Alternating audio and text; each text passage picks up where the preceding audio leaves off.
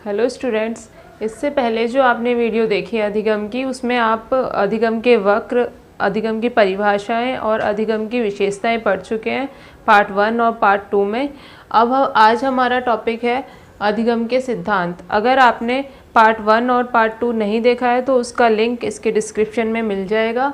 आज हम देखते हैं सिद्धांतों में पहला सिद्धांत है उद्दीपक अनुक्रिया सिद्धांत।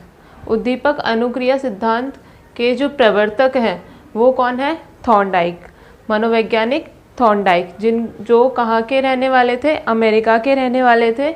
और इनको पहला मनोवैज्ञानिक कहा जाता है जिसने पशु पर प्रयोग किया, मतलब कि जो जानवर पर या पशु पर प्रयोग किया वो थॉर्नडाइक ऐसे पहले मनोवैज्ञानिक थे।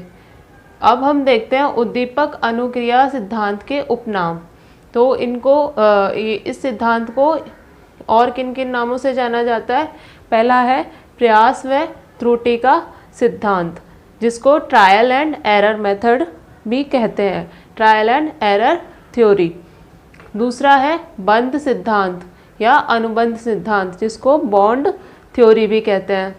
संबंधवाद का सिद्धांत, जिसको कनेक्शनिज्म थ्योरी कहते हैं।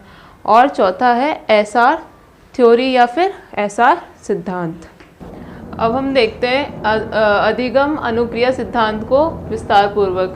तो प्रवर्तक आप देख ही चुके हैं कि थॉर्नडाइक इनके इस सिद्धांत के प्रवर्तक हैं, जिन्होंने प्रयोग किस पर किया था? भूखी बिल्ली पर प्रयोग किया था। और जो बिल्ली है वो किस में? पिंजरे में बंद थी, पिंजरे में बंद थी। और उसके बाहर जो है, पिंजरे के बाहर क्या रखा था? उद्दीपक रूपी मृत मछली रखी हुई थी। फिर ये क्रिया कैसे होती है वो देखते हैं। इस थ्योरी में होता क्या है? तो इसमें होता है बिल्ली पिंजरे में बंद है, उसको भूख लगी है। दूसरा, वो बिल्ली जब भूख लगेगी तो उछल कूद करती है, मतलब कि अपने हाथ पैर पिंजरे के अंदर इधर उधर मारती है। फिर उसकी जो उछल कूद की जो अनुक्रिया है उससे वो बार बार दोहराती रहती है। अचानक से फिर क्या होता है? उसको बार बार जब करती है हमेशा सफलता नहीं मिलती, वो असफल रहती है अपने प्रयास में। वो बाहर जो मृत मछली रखी है उसको नहीं प्राप्त कर पाती। लेकिन फिर अचानक क्या होता है?